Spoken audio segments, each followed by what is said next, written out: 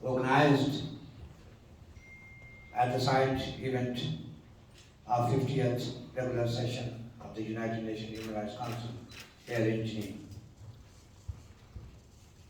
Dear friends, we are all here because of one single reason, that our country, which was a historical state established on 16th of March 1846 under Treaty of Amritsar between the Maharaja of Jammu and Kashmir and the British. And that state was attacked by the blessings of very same colonial power and their stooges in different shapes, and we were divided into three pieces. A state which is known as Little Iran and Switzerland of Asia is divided. So the people are divided, so the languages are divided, so the cultures are divided, so their traditions are divided, and in some areas, like as Pakistani occupied Jammu Kashmir regions, are two major parts which are formerly known as Azad Jammu and Kashmir and Gilgit-Baltistan, where people have deprived of having their own culture, their own language, their own history,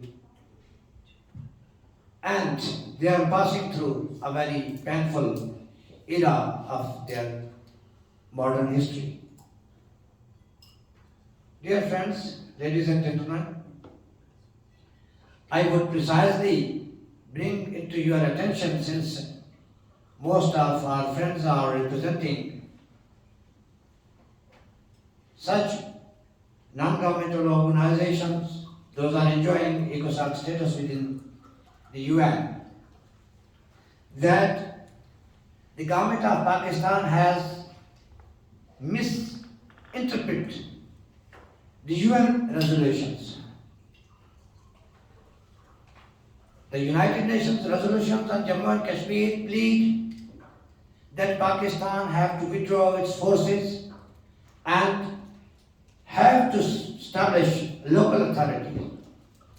And today, the very same local authority, where we do have a Prime Minister, a President, an Assembly, also a High Court and Supreme Court, but all these institutions, whether they are constitutional institutions or juridical institutions, they are toothless because of the colonial hegemony of Islamabad through interim constitution of 1974. And in the preamble, the 1974 constitution reads that this area would be the base camp to liberate the area which is under the administration of India, and where people have been enjoying more political, economical, cultural, and other rights before the rise and before the inception of Pakistani-backed proxy militancy in 1986-87. So in the result of that proxy movement, the people have lost their autonomy, they have lost their freedom, and they have lost many freedoms which they were enjoying before.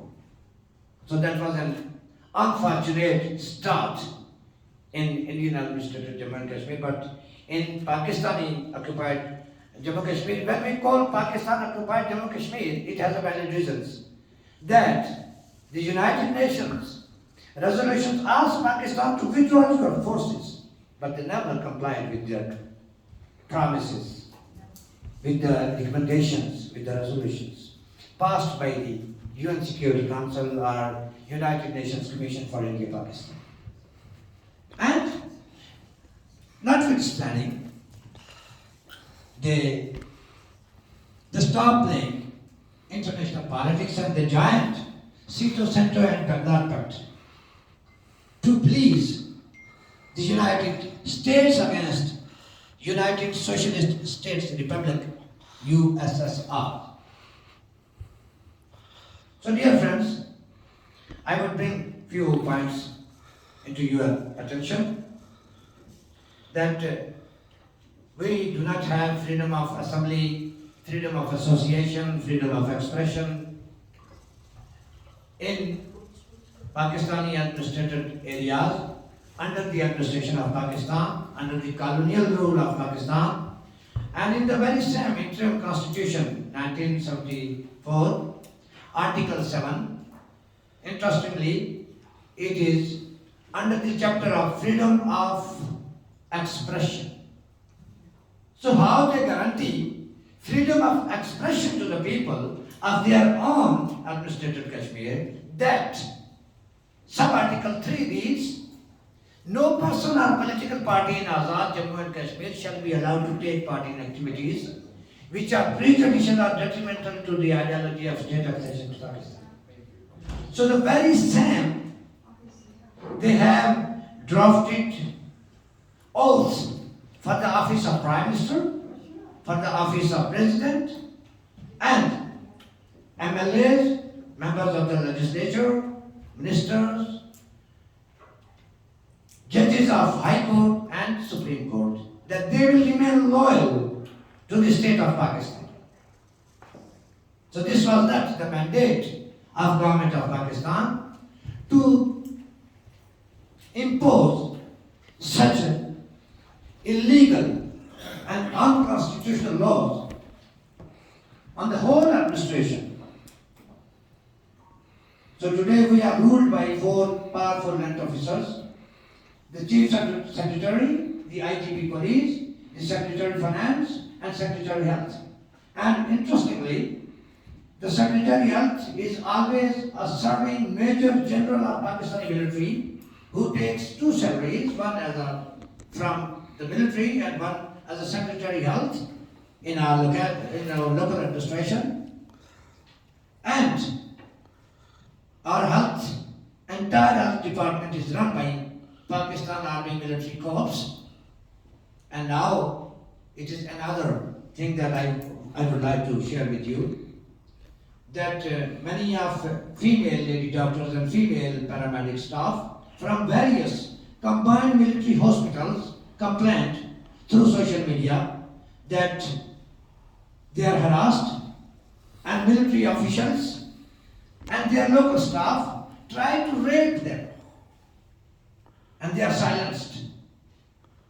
And as an experiment, one lady doctor updated her Facebook status, and when people start talking and condemning that attempt, she was compelled to delete her social media status from the Facebook, that you are not allowed to speak about such kind of things. Our students are deprived of having their history, culture, language. Even the books of Jammu and Kashmir history has been confiscated under the pretext of National Action Plan years before. Our natural resources are plundered since 70 years. In 1947, we had 75% of forest land, and today it left only 15%. And all that timber is going to the market of Punjab via Rawalpindi. And we are not allowed to use the very same wood. In district Neelam, we have mountains of rubies and other precious minerals, but the local people cannot go there, they cannot be benefited of those resources. The military has just to install one board out of bound. It is not allowed for the local people. It is military area. So all those areas which has some attraction for the tourists are now under the occupation of Pakistani military in the name of defense, that we are defending this territory. No. Through this august stage, I would inform you that we are not being defended by Pakistan. But of course, yes, we are plundered, we are murdered, we are sidelined. And even we are disenfranchised if we do not say or write or submit, and out of loyalty, even we are not provided a tip of water. So that is the governance, that is the system which they have imposed on both the regions, Gilgit-Baltistan and so-called Azad Jammu and Kashmir. And some of their lobbyists, when they come to international fora, they shamelessly advocate that there is no problem under Pakistan and people are enjoying fundamental human rights. Maybe they had to read once again about the definition, implementation, practices, and the history of fundamental human rights. And before going to end, I would extend my condolences to Madam Mrs. Katala, because we all as a team have been working with him, and he has always been very kind with us. We have enjoyed a fatherly love from that noble man. I, on my personal behalf and on behalf of United Kashmir People's National Party, pray for his soul. Rest in peace. Thank you very much. Thank you, Mr. Jamil Maqsood, for your detailed presentation. Now, I would like to give floor to Mr.